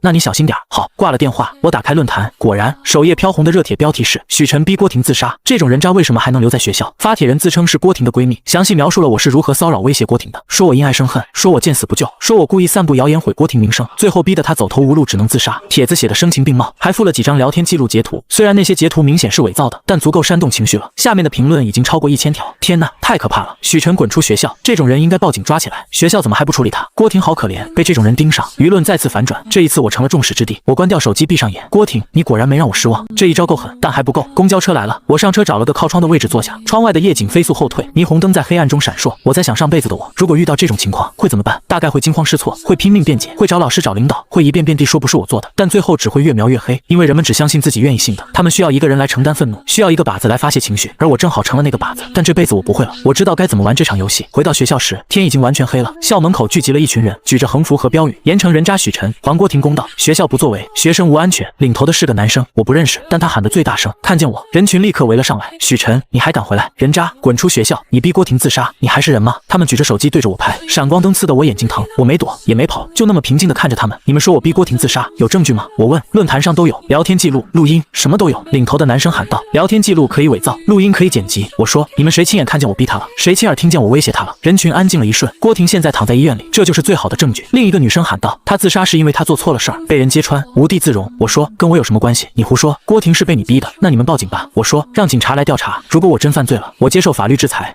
他们被我的冷静镇住。通常来说，被围攻的人要么愤怒反驳，要么慌张逃跑，像我这么平静的很少见。让开！我说。人群下意识让开一条路，我穿过他们走进校门，身后传来窃窃私语。他好像一点也不怕，是不是有什么内情？难道我们真冤枉他了？我笑了，这就是人性。你越慌乱，他们越相信你有问题；你越冷静，他们反而会怀疑自己判断。回到宿舍时，3个室友都在，看见我，他们表情很复杂。许晨，你没事吧？说话的是张浩，宿舍里跟我关系最好的一个。没事儿。我说，论坛上的那些事儿，他欲言又止，是真的吗？你觉得呢？我反问。我觉得你不是那种人。他说，但现在舆论很不好，学校可能要找你谈话。我知道。正说着，宿舍门被敲响了，是辅导员陈老师，还有2个学生处的人。许晨同学，请跟我们走一趟。陈老师脸色严肃。好，我跟他们走了。路上，陈老师压低声音对我说，许晨，这次事儿闹大了，学校领导很重视，你好好配合调查，有什么说什么，别隐瞒。我知道，谢谢陈老师。学生处办公室里坐着3个领导，一个是学生处处长姓王，50多岁，秃顶，戴金丝眼镜；一个是副校长姓李，看起来很和蔼，但眼神犀利，还有一个是保卫处处长姓赵，身材魁梧，脸色严肃。许晨同学请坐。李副校长指了指对面的椅子，我坐下，背挺得笔直。许晨同学，关于郭婷同学的事儿，你有什么要说的吗？王处长开口，语气很官方。各位老师想问什么，尽管问，我一定如实回答。好，王处长翻开一个文件夹，首先关于车祸当天的情况，请你再详细描述一遍。我又重复了一遍说过无数遍的话，客观冷静，没有任何添油加醋。也就是说，你承认你当时没救郭婷同学？李副校长问。我承认我来不及救她。我说，但我不是故意的。那论坛上的录音是怎么回事？赵处长插话，那个匿名账号说听见郭婷笑了，这是真的吗？我不知道。我说，当时场面很乱，我没注意。那这个匿名账号是不是你？王处长盯着我，或者是你指使别人发的？不是。我坦然地说，我没必要这么做。可郭婷同学指控你说那个账号是你找的，帖子是你发的，目的是毁他名声，他有证据吗？我问。王处长愣了一下，如果没有证据，那就是诬陷。我说，各位老师，现在是法治社会，说话要讲证据。三位领导交换了一下眼神。许晨同学，我们理解你的心情。李副校长开口，语气缓和了一些，但现在的舆论对你很不利，学校压力也很大，我们希望你能配合调查，尽快澄清事实。我愿意配合。我说，但我有一个要求。什么要求？我希望学校能公开调查过程，邀请媒体和警方介入，彻底查清这件事。我看着他们，如果我真犯了罪，我接受法律制裁，但如果我没有，我希望学校能还我一个清白。这个要求显然出乎他们意料，通常学生遇到这种事儿都希望能低调处理，私下解决，像我这样主动要求公开调查的很少见。你确定？王处长皱眉，公开调查意味着什么？你知道吗？我知道。我说，意味着这件事会被放到阳光下，所有人都能看见真相。可舆论已经一边倒了，公开调查可能会让你承受更大压力。我不怕压力。我说，我怕的是不明不白的冤枉。李副校长盯着我看了好久，最后点点头。好，我们答应你，学校会成立调查组，邀请警方和媒体监督，彻底调查这件事。谢谢各位老师。走出办公室时天已经黑了，陈老师跟在我身后叹了口气。许晨，你这是何必呢？公开调查对你没好处。陈老师，您觉得不公开调查对我有好处吗？我问。他愣了一下。现在舆论已经把我定性为人渣了，如果学校私下处理，不管结果如何，都会有人说学校包庇我。我说，只有公开调查，让所有人都看见过程，才能还我清白。可万一没有万一，我打断他，真相就是真相，不会因为调查方式而改变。陈老师看着我，眼神复杂。许晨，你真的很不一样，是吗？比同龄人成熟太多了。他说，有时候我觉得你不像个19岁的学生。我笑了笑，没回答，因为我本来就不是，我是从地狱爬回来的人，经历过最深的黑暗，所以不怕任何风暴。回到宿舍时，李静涵在楼下等我。许晨，他跑过来，脸上全是担忧。他们没为难你吧？没有。我说，学校同意公开调查了。公开调查？他瞪大眼睛，你要求的？为什么？那样你会承受更大压力，但也能更快还我清白。我说，静涵，相信我，我知道自己在做什么。他看着我，眼睛里有泪光。许晨，我害怕。怕什么？怕你受伤，怕你被冤枉，怕你。他说不下去了，我伸手轻轻擦掉他眼角的泪。别怕。我说，我不会输的。你怎么这么肯定？因为我已经没什么可失去的了。我笑了笑，一个人如果连死都不怕，还有啥好怕的呢？他愣住了，然后紧紧抱住了我。许晨，不管发生什么，我都会陪着你。我会抱住他，感受着他身上的温暖。这辈子我不会再让任何人伤害他，也不会再让任何人伤害我。公开调查的决定很快公布了，学校官网发了公告，论坛上也置顶了通知，舆论再次炸锅。学校来真的了，公开调查有意思，坐等真相大白。许晨胆子真大，敢要求公开调查，看来是真没做亏心事。那可不一定，说不定是虚张声势，各种各样的声音都有，但我无所谓，因为我知道真相很快就会大白。郭婷，你的戏该收场了。第二天，调查组正式成立，成员包括学校领导、警方代表、媒体记者，还有学生代表。李静涵作为班长，也被选为学生代表之一。第一次调查会议在学校的会议室举行，我被要求出席，陈述当天的情况。会议室里坐满了人，长枪短炮对着我，闪光灯不停闪烁。我坐在椅子上，面对所有人的目光。郭婷没来，她在医院，但派了律师过来，一个40多岁的中年男人，西装革履，看起来很专业。许晨同学，律师开口，语气咄咄逼人。我的当事人郭婷指控你因爱生恨，故意不施救，并散布谣言毁她名誉，你有什么要说的吗？我没做过这些事儿。我说，那你怎么解释论坛上的录音？那个匿名账号是不是你指使的？不是。你有证据吗？你有证据证明是我指使的吗？我反问。律师愣了一下，如果没有证据，那就是诬告。我说，法律讲究谁主张谁举证，既然郭婷指控我，那就请拿出证据来。会议室里一片寂静，所有人都没想到，一个19岁的学生会在这种场合如此冷静地反驳专业律师。郭婷同学的自杀就是在你散布谣言之后发生的。律师提高了音量，这就是证据。首先，我没有散布谣言。我说，其次，郭婷自杀是她自己的选择，跟我没有因果关系。如果因为有人说了一些话，就要为另一个人的自杀负责，那这个世界上的作家、记者、评论员是不是都要为每一个自杀的人负责？你这是强词夺理。我只是在讲道理。我说，律师先生，您是专业人士，应该比我更清楚，法律上认定因果关系需要满足哪些条件。请问我的行为直接导致了郭婷自杀吗？我有教唆胁迫引诱她自杀吗？如果没有，那她的自杀就跟我无关。律师的脸涨红了，他显然没想到我会这么难缠。许晨同学，李副校长开口了，我们现在不是在法庭上，是在调查事实，请你冷静一点。我很冷静，正是因为冷静，我才能看清事情的真相。那你觉得真相是什么？真相就是郭婷同学为了逼张子成负责，自导自演了一场苦肉计。我语出惊人，车祸是意外，但后来的所有事儿都是他策划的，包括论坛上的帖子，包括所谓的自杀，都是为了制造舆论压力，逼迫张子成就范。会议室里一片哗然。你有什么证据？律师厉声问道。我没有证据，我坦然地说，但真相不需要证据，只需要逻辑。各位可以想一想，如果我真像郭婷说的那样，是因为爱而不得而报复，那我为什么要救他，让他被车撞死，不是更解恨吗？没人说话。如果我真想毁他名声，为什么要用匿名账号？我完全可以实名举报，那样不是更有说服力吗？如果我真逼他自杀，为什么在他自杀后，我第一时间要求公开调查？这不是自投罗网吗？3个问题问的所有人都沉默了。我的陈述完了，我说如果各位老师、各位记者还有什么问题，可以随时问我，但我希望在问之前能先问自己一个问题：你们真的了解郭婷吗？你们真的了解我吗？你们真的了解真相吗？说完，我站起来离开会议室，身后是死一般的寂静。我知道我的话起作用了。当人们开始思考，开始怀疑，真相就不远了。调查会议后的第2天，学校论坛出现了一个神秘的帖子，标题很直接，关于郭婷事件的几点疑问。发帖人自称是知情者，没透露身份，但文章条理清晰，逻辑严密，提出了几个关键问题。车祸当天，郭婷为什么要去拉张子成？正常情况下，人的第一反应应该是自己躲开，而不是去拉别人。第二，郭婷的伤势真的严重到需要截肢吗？有医学背景的网友指出，从现场照片看，车轮是从他小腿碾过的，这种伤势虽然严重，但通过手术有很大概率能保住腿。第三，为什么郭婷在车祸后很快就有了自杀的念头？通常人在经历重大创伤后，会有一个心理接受过程，而不是立刻想到极端方式。第四，论坛上那些攻击许晨的帖子，发布时间很集中，而且文风相似，很像是有人统一策划的。第五，也是最重要的一点，郭婷如果真的无辜，为什么不敢接受公开调查？为什么要派律师而不是亲自到场？这篇文章像一颗石子投入平静的湖面，激起了层层涟漪。原本一边倒的舆论开始分化，细思极恐。这么一说，确实有问题。郭婷一直躲在医院，什么都是通过律师说，确实可疑。难道我们真冤枉许晨了？但也有人坚持原来的看法，受害者有罪论又来了。郭婷都那样了，还有人怀疑他。许晨的水军吧，双方在论坛上吵得不可开交，而这一切都在我预料之中。我知道那个知情者是谁，是张子成。在调查会议结束后，他找到我，许晨，我想通了。他说，郭婷一直在利用我，利用我的愧疚，利用我的软弱。所以呢，我问，所以我要站出来。他眼神坚定，我要说出我知道的一切。你想好了，这会彻底毁了你和郭婷的关系，我们之间早就没关系了。他苦笑，从他威胁我的那一刻起就结束了。于是就有了那篇帖子。张子成没直接出面，用了匿名的方式，但他提供的信息足够让人们重新思考整个事件。舆论的转向让郭婷坐不住了。第3天，他的律师召开了一个小型新闻发布会，在医院附近的一家酒店里，10几家媒体到场。郭婷坐着轮椅出现，腿上还打着石膏，脸色苍白，眼睛红肿，看起来楚楚可怜。他先对着镜头鞠躬，声音哽咽：首先，我要感谢所有关心我的人。这段时间我经历了人生中最黑暗的时刻。他哭了，哭得很伤心。镜头对准他，闪光灯不停闪烁。关于车祸，我不想再多说什么，我只想说我当时真的很害怕，本能的去拉身边的人，这是我作为人的正常反应。他顿了顿，擦了擦眼泪。关于许晨同学，我也不想指责他，也许他当时真的吓坏了，来不及反应。我愿意相信他不是故意的。这话说得很大度，很有受害者风范。但接下来他话锋一转，但是有些事儿我必须要说清楚。论坛上那些说我策划一切，说我用苦肉计逼张子成的帖子，完全是污蔑。他的声音变得坚定，我从来没有威胁过任何人，也从来没有策划过任何事儿。我的伤是真的，我的痛苦是真的，我的绝望也是真的。他又哭了。当我躺在病床上，看着自己可能再也站不起来的腿，我真的想过一死了之。但我的父母、我弟朋友们，是他们给了我活下去的勇气。他抬起头直视镜头，所以我请求大家不要再传播那些不实的谣言了。我已经失去了双腿，我不想再失去尊严。发布会全程直播，郭婷表现得完美无缺，脆弱而坚强，可怜而大度。舆论再次反转，郭婷太可怜了，那些怀疑她的人还是人吗？许晨出来道歉，张子成出来负责。看着直播，我笑了。郭婷果然没让我失望，这一手苦情戏演得真好。但她也犯了一个错误，一个致命的错误。发布会结束后，我接到了李静涵的电话。许晨，你看了直播吗？声音很担忧。看了，现在舆论又对你不好了，怎么办？别担心。我说，好戏还在后头。什么意思？明天你就知道了。挂了电话，我打开电脑，开始写一封邮件。收件人是调查组的所有成员，包括学校领导、警方代表和媒体记者。邮件内容很简单：各位老师、各位记者，我是许晨。关于郭婷同学在发布会上提到的一些问题，我有几点疑问想请教。第一，郭婷同学说她从来没有威胁过任何人，那么张子成手里的聊天记录是怎么回事？第二，郭婷同学说她从来没有策划过任何事儿，那么论坛上那些攻击我的帖子是谁发的？第三，也是最关键的一点，郭婷同学的伤势真的像她说的那么严重吗？我请求调查组对郭婷同学的伤情进行重新鉴定，如果她的伤确实严重到可能截肢，我接受一切后果，但如果她的伤没那么严重，那么这一切又该如何解释？我等待着真相。邮件发出后，我关掉电脑，躺在床上。我知道这封邮件会掀起轩然大波，但我不在乎，因为我知道真相就在那里。第2天一早，我的邮箱就爆了，几十封邮件涌进来，有媒体的采访请求，有学校的通知，还有陌生人的支持和谩骂。但我最在意的一封是调查组发来的。许晨同学，你的请求已经收到，经研究决定，调查组将邀请第3方医疗机构对郭婷同学的伤情进行重新鉴定，鉴定过程将全程公开，欢迎媒体监督。这封邮件是李副校长亲自发的，看来学校也意识到了问题的严重性。我回复：谢谢各位老师，我随时配合调查。放下手机，我长长出了口气，终于要到真相大白的时刻了。郭婷，你准备好迎接你的结局了吗？伤情鉴定的消息很快传开，论坛上又炸了锅。重新鉴定什么意思？难道郭婷的伤有假？不可能吧，那么严重的车祸，坐等真相。这一次舆论谨慎了很多，经历过几次反转，人们开始学会不轻易站队了，这是好事。伤情鉴定安排在1周后，这1周里发生了很多事儿。首先，张子成公开了他和郭婷的聊天记录，记录显示郭婷确实用公开关系和告强奸来威胁他，舆论一片哗然，郭婷的完美受害者形象开始崩塌。其次，论坛上那些攻击我的帖子被证实是同一个 IP 地址发出的，虽然不能直接证明是郭婷发的，但足以说明这些帖子是有组织、有策划的。郭婷的律师紧急召开记者会，否认一切指控，但已经没人信他了。最后也是最关键的，医院里传出了一个消息，郭婷的主治医生在私下里说，郭婷的伤其实没那么严重，虽然确实需要多次手术，但保住腿的概率很大，根本不需要截肢。这个消息像野火一样传开，如果是真的，那么郭婷的一切行为都成了表演，而他表演的目的就是为了逼张子成负责。这个推论让所有人人不寒而栗，太可怕了，这女人太可怕了。细思极恐，她从一开始就在算计。张子成实惨，被这种女人盯上；许晨更惨，差点被冤枉成人渣。舆论彻底反转，郭婷从受害者变成了心机深沉、不择手段的恶女，而我从加害者变成了被陷害的可怜人。伤情鉴定当天，医院里挤满了人，媒体记者、学校领导、警方代表，还有看热闹的学生。郭婷坐着轮椅被推出来，脸色惨白如纸。她看着周围的人群，眼神里全是恐惧。我知道她在怕什么，她在怕真相，在怕自己的伪装被撕破，在怕自己苦心经营的一切化为泡影。鉴定过程很简单，3位来自不同医院的骨科专家对郭婷进行了全面检查 ，X 光片、CT、核磁共振，所有能做的检查都做了。整个过程持续了3个小时。3个小时后，专家组给出了结论，结论很简单，也很残酷。郭婷同学的伤势为右小腿胫腓骨粉碎性骨折，伴有软组织损伤，伤势确实严重，但通过手术治疗，有80%的概率能够保住腿，并且恢复行走功能，完全不需要截肢。话音落下，全场死寂，然后是闪光灯的疯狂闪烁，记者们涌向郭婷，长枪短炮对准她。郭婷同学，你有什么要说的吗？你为什么夸大自己的伤势？你真的是在用苦肉计逼张子成负责吗？郭婷捂着脸尖叫着，走开，你们都走开，我不要拍了，我不要拍了。他父母护着他，试图推开记者，场面一片混乱。我站在人群外，静静地看着这一切，看着郭婷崩溃，看着他父母狼狈，看着记者疯狂，这一切都在我预料之中，但我心里没有任何快感，只有一种冰冷的平静。郭婷，这就是你要的结局吗？身败名裂，众叛亲离，但这还不够，这还远远不够。专家组宣布结果后，学校很快做出了处理决定。郭婷因散布谣言、诬陷同学、扰乱校园秩序，被给予留校察看处分。张子成因在处理感情问题上不成熟，造成不良影响，被给予通报批评，而我被宣布无责任、无过错。官方公告发出来的那天，我接到了父亲的电话：小陈，你郭叔叔来家里了，声音听起来很疲惫，他想见你，见我做什么？他说想当面跟你道歉。不需要，我说让他回去吧。小陈，得饶人处且饶人。爸，我打断他，如果今天躺在医院里的是我，他会饶过我吗？父亲沉默了，他不会的，我替他说了答案，所以我也不会。郭婷被留校查看的处分公告贴出来那天，校园里出奇的安静，没人在讨论那场车祸，没人在议论谁是谁非，就好像一切都过去了，翻篇了。但我知道没有，有些事儿一旦发生，就永远过不去。就像我腿上的伤疤，即使痊愈了，疤痕还在；就像郭婷心里的怨恨，即使被压制了，终有一天会爆发。他在医院躺了1个月，做了2次手术，然后出院了，没回学校，直接回了家。听说他父母给他办了休学手续，要带他去北京治疗。临走前，他给我发了条短信：许晨，你赢了，但这件事还没完，我们走着瞧。我没回复，删了短信，拉黑了号码。有些战争不需要言语，只需要等待，等待对手犯错，等待时机到来，等待一击致命的机会。暑假很快到了，我找了个兼职，在一家咖啡馆打工，老板是个30多岁的女人，叫苏瑶，短头发，很干练，大学生。她看着我的简历，挑了挑眉，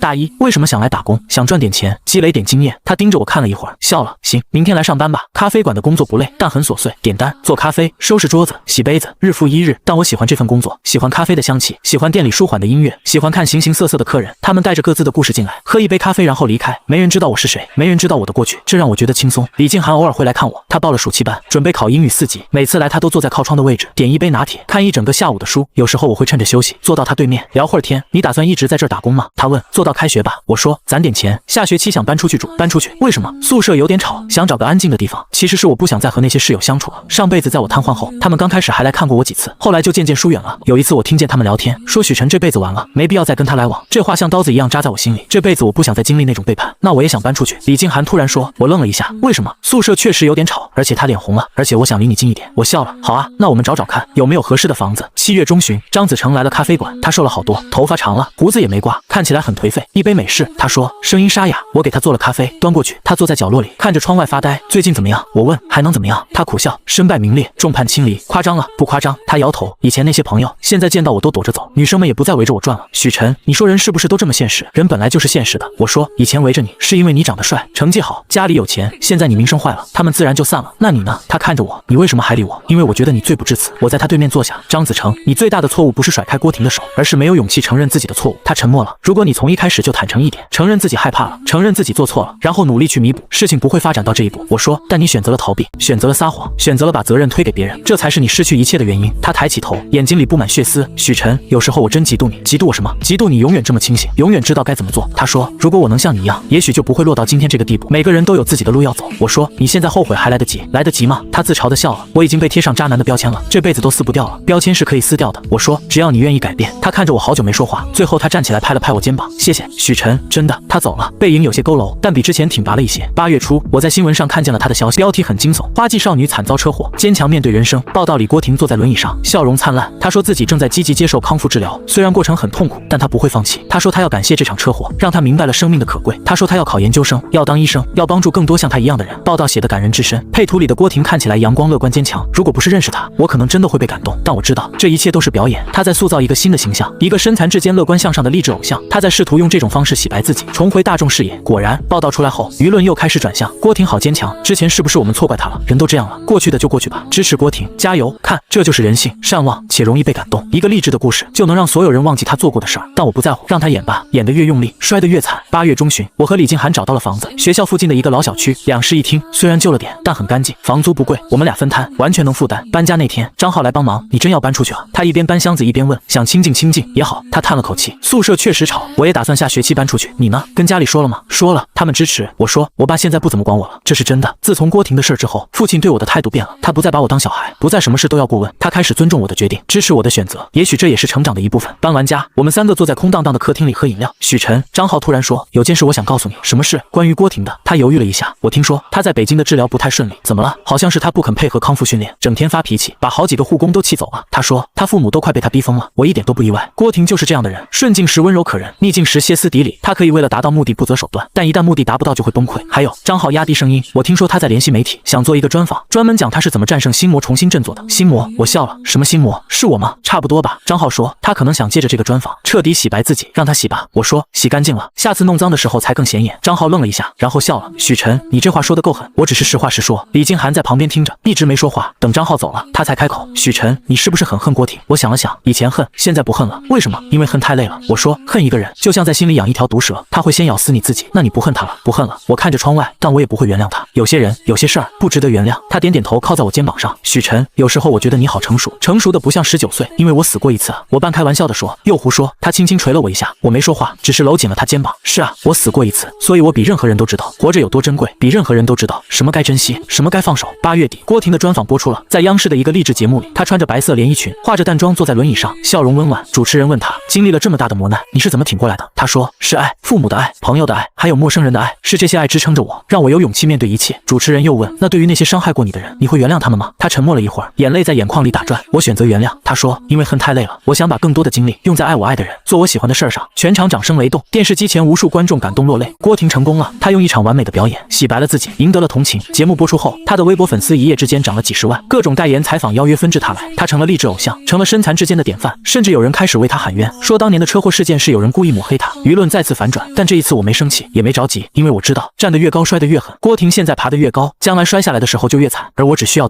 等待时机。9月初开学了，我升大2，搬进了新租的房子，李静涵也搬了进来，住另一个房间。我们像真正的室友一样，一起做饭，一起打扫，一起看电影，日子平静而充实。9月中旬，一个陌生号码给我打电话，我接起来，是郭婷的声音。许晨，好久不见。她的声音很甜，甜得发腻。有事儿吗？我问。没什么事儿，就是想跟你道个歉。她说，以前是我太任性了，给你添了很多麻烦，对不起。我没说话，我现在想通了。她继续说，人活着最重要的是开心，过去的就让它过去吧，我们都应该向前看，你说对吗？你想说什么直接说吧。我说，不用拐弯抹角。她笑了，你还是这么直接，好吧，那我就直说了。我接了一个代言，是个公益广告，关于残疾人群体的，他们想找几个大学生参与拍摄，我觉得你很合适。我不合适，别急着拒绝嘛。她说，这个广告很有意义，报酬也很丰厚，而且这对你来说是个机会，可以改善你的形象。我不需要改善形象。我说，我现在的形象很好。许晨，他的语气冷了下来，我这是在给你机会，你要知道，以你现在的名声，毕业以后找工作都难，但如果拍了这个广告，你就能洗白，就能重新开始。谢谢你的好意。我说，但我不需要。你确定？确定。电话那头沉默了好久，然后他说，许晨，你会后悔的。我不会。那我们走着瞧。他挂了电话，我看着手机笑了。郭婷还是老样子，以为全世界都该围着他转，以为所有人都该听他的，但他忘了，我已经不是上辈子那个任他摆布的许晨了，这辈子我要自己做主。2天后，我接到了一个电话，是苏瑶。许晨，有人来找过你，声音很严肃。谁？几个男人，看着不像好人。他说，他们问我你是不是在这儿打工，问你的住址，问你的联系方式，你怎么说的？我说你暑假结束就不来了，其他的我不知道。他顿了顿，许晨，你是不是惹上什么麻烦了？可能吧。我说，谢谢你，苏姐，你自己小心点。他说，那些人看着不好惹。我知道。挂了电话，我走到窗边，看着楼下的街道，一切看起来都很平静，但我知道暴风雨要来了。郭婷不会轻易放过我，她所谓的和解，所谓的道歉都只是幌子，她的真实目的是控制我，是利用我，是让我成为她励志故事里的一个配角。但我不可能让她得逞，既然她要玩，那我就陪她玩，玩一场大的，玩一场让她永远翻不了身的游戏。现在游戏开始了，而她还不知道自己面对的是一个从地狱爬回来的人，一个死过一次的人，一个无所畏惧的人，一个要让她付出代价的人。这一局我赢定了。那几个男人开始频繁出现在我周围，有时候是在学校门口，有时候是在咖啡馆附近，有时候甚至跟到了我住的小区楼下。他们不靠近，只是远远的看着，像幽灵一样。李静涵先发现了异常，许晨，那几个人是不是在跟踪我们？他紧张地抓住我手臂，我顺着他目光看去，3个穿黑衣服的男人站在街对面，正朝我们这边看。别怕，我拍拍他的手，我来处理。你要报警吗？暂时不用。我说，他们没做什么，报警也没用。可是相信我，我看着他，我能处理好。他点点头，但眼神里还是充满担忧。我知道他在担心什么。郭婷的手段比我们想象的更下作，他不会亲自出面，但会雇人来骚扰恐吓。上辈子在我瘫痪后，他也用过类似似的手段，雇人来医院闹事，往我家门口泼油漆，打电话骚扰我父母。那时候我躺在床上，什么都做不了，只能眼睁睁看着父母被折磨。这辈子我不会再让他得逞。我把李静涵送回家，然后转身下楼。那3个男人还在街对面，我径直朝他们走过去。他们显然没想到我会主动接近，愣了一下。几位，我走到他们面前，平静地说：“跟了这么多天，不累吗？”领头的男人是个光头，脸上有刀疤，看起来凶神恶煞。小子挺有胆啊！他咧嘴笑了。知道我们是谁吗？不知道，也不想知道。我说回去告诉郭婷，别白费力气了，他那一套对我没用。光头的脸色变了。你怎么知道？我怎么知道是他？我接过话头，因为他只会这些下三滥的手段，雇几个小混混来吓唬人，以为这样就能让我屈服，太天真了。你他妈！另一个男人想上前，被光头拦住了。小子，光头盯着我，有人花钱让我们给你带句话，识相点，别敬酒不吃吃罚酒。什么话？离张子成远点，别再掺和郭婷的事儿，否则下次就不是跟踪这么简单了。我笑了，这话是郭婷让你们说的，谁说的不重要，重要的是你得听。如果我不听呢？光头的眼神冷了下来，那我们只好用点别的手段了，比如让你也尝尝坐轮椅的滋味。他凑近我压低声音，郭婷小姐说了，你以前不是差点残废吗？他不介意帮你一把，让你真的残废。我的笑容消失了，上辈子的记忆如潮水般涌来，那些痛苦绝望全都是郭婷赐予我的，而现在他还想再来一次。回去告诉他，我的声音很冷，如果他敢动我，或者动我身边的人，我会让他生不如死。光头愣了一下，然后哈哈大笑，小子口气不小啊，就凭你，就凭我，你们可以试试。说完我转身离开，没走几步就听见身后传来急促的脚步声，他们追上来了。我加快脚步，拐进一条小巷，这条巷子我很熟，是回家的近路，但晚上没什么人。小子跑什么？光头的声音在身后响起，刚才不是挺横吗？我停下脚步，转过身，巷子里只有一盏昏黄的路灯，勉强能看清人脸。几位，我最后说一次，现在离开，我可以当什么事都没发生过。离开。光头笑了，你以为你是谁？让我们离开就离开，那就别怪我不客气了。我从口袋里掏出手机，按下了播放键，一段录音传了出来。郭婷小姐说了，你以前不是差点残废吗？她不介意帮你一把，让你真的残废。光头的脸色瞬间变了，你他妈录音？不止录音，我晃了晃手机，还录像了。从你们跟踪我开始，一直到刚才，所有的对话，所有的威胁，我都录下来了。光头咬牙切齿，把手机交出来。不可能，我说这些视频和录音我已经上传到云端了，如果我出事，他们会自动发送到公安局、学校，还有各大媒体，到时候郭婷雇凶伤人的事儿就会全国皆知。3个男人面面相觑，他们显然没想到我会来这一手。现在你们有2个选择：第一，继续动手，然后等着警察找上门；第二，拿着这些钱离开，告诉郭婷任务失败了。我从钱包里掏出一叠现金，大概有2000块，这是我这个月打工攒下的所有钱。光头盯着钱，又盯着我，脸色阴晴不定。最后他伸手接过钱，小子，算你狠，但郭婷那边你自己看着办，他不会善罢甘休的，那是我的事儿。我说你们可以走了。3个人对视一眼，转身离开了巷子。等他们脚步声远去，我才松了一口气，后背已经被冷汗浸湿了。刚才的一切都是在赌他们只是拿钱办事的小混混，不敢真惹上官司，赌他们会被钱收买。幸好我赌赢了，但我知道郭婷不会就这么算了，这一次失败了，他还会想别的办法，我必须主动出击。回到家，李静涵正在客厅里焦急地踱步，看见我，他冲过来抱住我，你没事吧？我担心死了。没事，我拍拍他背，都解决了，他们没为难你。没有，我轻描淡写地说，我跟他们讲道理，他们听进去了。讲道理，他不相信，那种人会听讲道理？会。我笑了笑，只要道理够硬，谁都会听。他还想问什么，但我打断了他。静涵，有件事我想跟你说。什么事？接下来的日子可能会不太平。我认真地看着他，郭婷可能会用各种手段来对付我，也可能会牵连到你。如果你害怕，可以搬回宿舍住。他愣住了，然后生气了。许晨，你把我当什么人了？他眼睛红了。我是那种遇到困难就跑的人吗？我不是这个意思，你就是这个意思。他打断我，你觉得我会丢下你不管？你觉得我是那种只能同甘不能共苦的人？不是。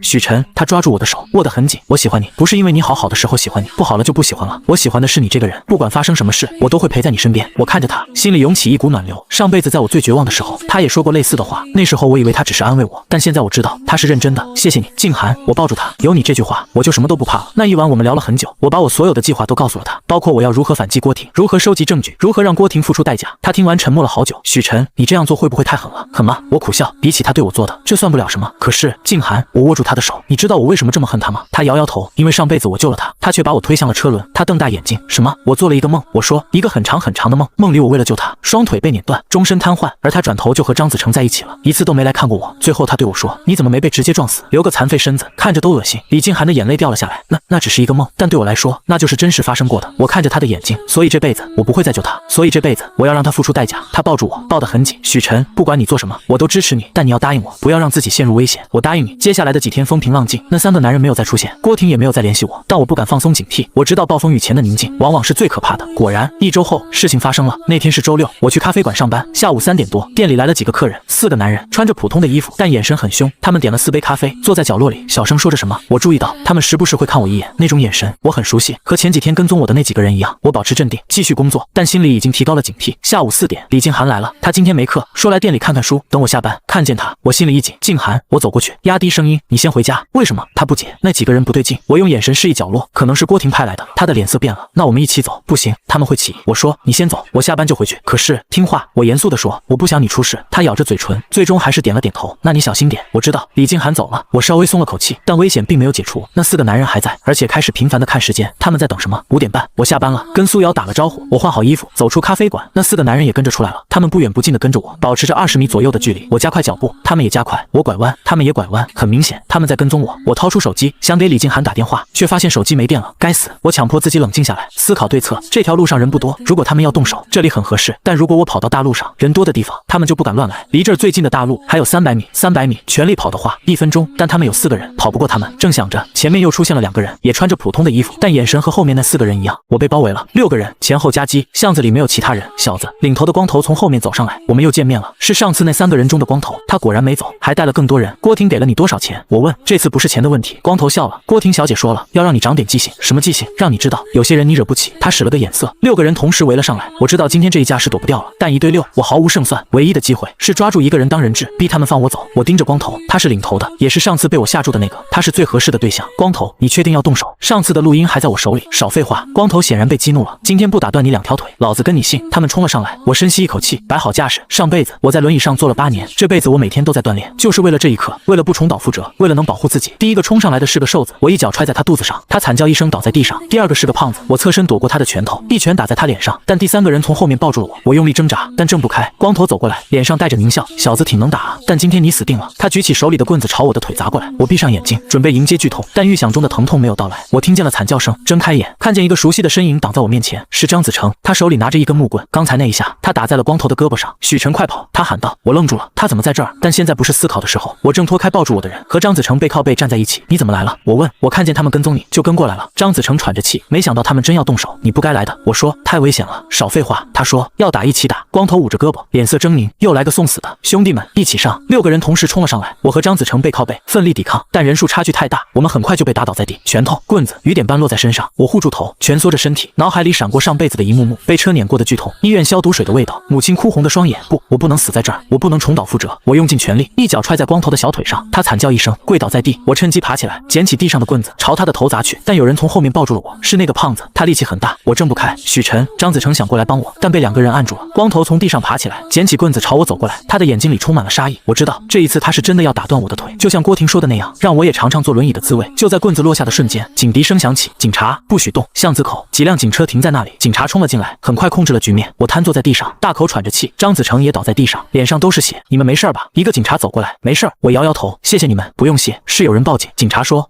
这里有人打架斗殴，有人报警。谁？我转头看向巷子口，李金涵站在那里，脸色苍白，手里还拿着手机。看见我，他冲了过来。许晨，你没事吧？你流血了。我没事。我握住他的手，别担心。他哭了，眼泪滴在我手上。警察把光头他们带走了。我和张子成被送到医院检查，都是皮外伤，没什么大碍，但张子成的胳膊骨折了，需要打石膏。谢谢你。我对他说不用谢。他躺在病床上，脸色苍白。我欠你的。你不欠我什么？我欠。他说如果不是我，郭婷不会这么恨你。如果不是我，你不会遇到这些事儿。这不是你的错。我说是郭婷的错。他沉默了一会儿。许晨，我想通了。想通什么？我想去当兵。他说离开这里，重新开始。我愣住了。为什么？因为我觉得我不能再这样下去了。他看着天花板。我懦弱自私，没有担当。我想改变，想成为一个真正的男人。当兵很苦，我知道。他笑了。但再苦，能有现在苦吗？我看着他，突然觉得他真的变了，不再是那个只会逃避的张子成了。祝你顺利。我说谢谢。离开医院时，天已经黑了。李静涵一直陪着我。许晨，那些人是郭婷派来的吗？他为什么要这么做？你们不是已经两清了吗？有些人永远不会觉得两清。我说他恨我，因为我没有像上辈子那样救他。他恨我，因为我没有被他控制。他恨我，因为我活得好好的，而他却要坐轮椅。可是静涵，我打断他，这个世界不是非黑即白的。有些人你对他好，他觉得理所当然；你对他不好，他就恨你入骨。郭婷就是这样的人。他没说话，只是紧紧握住我的手。回到家，我洗了个澡，换了身干净衣服，然后打开电脑登录邮箱，里面有一封新邮件，是匿名发来的，只有一句话：许晨，这次算你运气好，但下次你就没这么好运了。我笑了。郭婷，你终于忍不住了，你终于露出獠牙了，很好。那么游戏正式开始，这一次我不会再给你任何机会，我会让你知道什么叫真正的绝望，什么叫生不如死。光头的审讯结果出来了，在警察局里，他一开始嘴很硬，什么都不说，但当警察拿出证据，我提前上传到云端的录音和视频，还有李静涵报警时录下的现场视频，他扛不住了，是郭婷让我们干的，他给了我们5万块钱，让我们打断许晨的腿。郭婷是谁？就是那个坐轮椅的女的，电视上那个励志偶像。光头说，他说许晨害他残废，他要报仇。警察很快传唤了郭婷，他在父母的陪同下来到警局，坐在轮椅上，脸色苍白。我没有，他哭着说，我根本不认识这些人，他们一定是被人收买了来陷害我。但警察已经掌握了确凿的证据，银行转账记录显示，郭婷在1个月前向光头的账户赚了5万块钱。通话记录显示，郭婷和光头有过多次联系。最重要的是，光头供出了郭婷的联系方式。警察一查，确实是郭婷的号码。郭婷同学，这些你怎么解释？审讯的警官问。郭婷的眼泪掉得更凶了。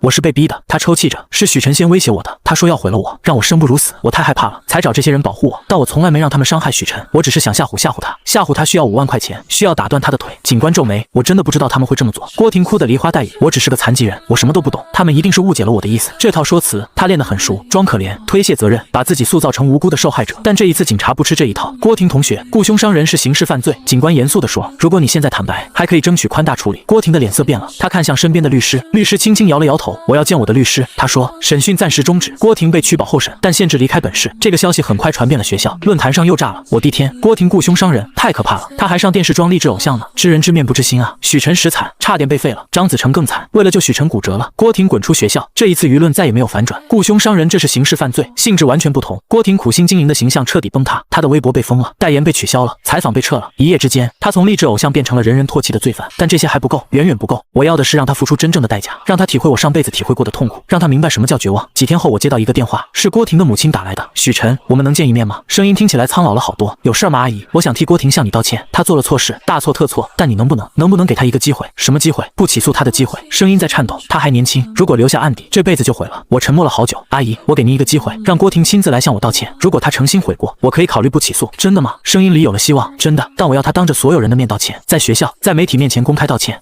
这太让她难堪了。难堪？我笑了。阿姨，她雇人打断我的腿时，有没有想过我会难堪？她散布谣言毁我名声时，有没有想过我会难堪？她把我推向车轮时，有没有想过我会难堪？如果她做不到，那我们就法庭上见。我挂了电话。我知道郭婷不会同意，她那么骄傲的人，怎么可能当众道歉？但我要的就是她不同意，这样我才能名正言顺地起诉她，让她在法庭上，在所有人面前被彻底审判。果然，2天后，郭婷通过律师给了我回复，拒绝公开道歉，理由是她没有错，不需要道歉。我笑了。郭婷，你还是这么骄傲，骄傲到看不清现实，骄傲到以为自己可以掌控一切，那么就别怪我了。我正式向法院提起了诉讼，控告郭婷雇凶伤人，侵犯我的人身安全权。律师是我父亲帮我找的，一个很有经验的老律师。这个案子证据确凿，胜诉概率很大。他说，但你要想清楚，一旦开庭就没有回头路了。我想得很清楚。我说，那好，我们准备材料。起诉的消息很快传开，媒体像闻到了血腥味的鲨鱼，蜂拥而至。许晨同学，你为什么要起诉郭婷？许晨同学，郭婷是你的青梅竹马，你这样做会不会太绝情了？许晨同学，郭婷已经残废了，你能不能放过她？面对镜头，我平静地说，法律面前人人平等，残疾人犯罪也是犯罪。这句话成了新闻标题，舆论彻底倒向我这边。开庭那天，法院门口挤满了人，记者、学生、看热闹的群众。郭婷坐着轮椅，在父母的陪同下来到法院，她戴着口罩和墨镜，低着头不敢看镜头。我穿着一身西装，在李静涵的陪伴下走进法院。紧张吗？她问我。不紧张。我说，我等这一天等了很久了。法庭上气氛肃穆，法官是个50多岁的中年男人，表情严肃，双方律师唇枪舌剑，你来我往。我的律师出示了证据、录音、视频、银行转账记录、光头等人的供词。郭婷的律师则极力辩护，说郭婷是受人胁迫，说那些证据是伪造的，说郭婷是残疾人，应该得到同情。但法律不讲同情，只讲证据，而证据都在我这里。庭审进行到一半时，发生了一个小插曲。郭婷的律师突然说，法官大人，我方有新的证据要提交。什么证据？证据显示，许晨同学曾多次骚扰、威胁我的当事人郭婷，导致郭婷精神崩溃，才做出不理智的行为。法官皱眉，什么证据？聊天记录。律师说，许晨曾多次给郭婷发骚扰信息，威胁要毁了她。他提交了几张打印出来的聊天记录截图，我拿过来一看，笑了。这些截图和之前论坛上那些一模一样，伪造的，漏洞百出。法官大人，我的律师站起来，这些所谓的证据之前已经在论坛上出现过，并且被证实是伪造的。发帖人已经承认是受郭婷指使，目的是毁坏许晨同学的名誉。你有证据吗？法官问。有。我的律师提交了一份文件，这是论坛管理员提供的 IP 地址证明，显示发帖的电脑位于郭婷的家中。同时我们也找到了发帖人，他愿意出庭作证。一个年轻男生被带进法庭，他低着头不敢看郭婷。你是王明？法官问。是。论坛上那些攻击许晨的帖子是你发的吗？是。是谁让你发的？是郭婷。男生说，他给了我5000块钱，让我发帖抹黑许晨，聊天记录也是他伪造的，让我发到网上。郭婷的脸色瞬间变得惨白，他猛地抬起头，瞪向那个男生。男生吓得往后退了一步。你撒谎！郭婷尖叫，我根本不认识你。你认识？男生鼓起勇气，你还说事成之后再给我5000。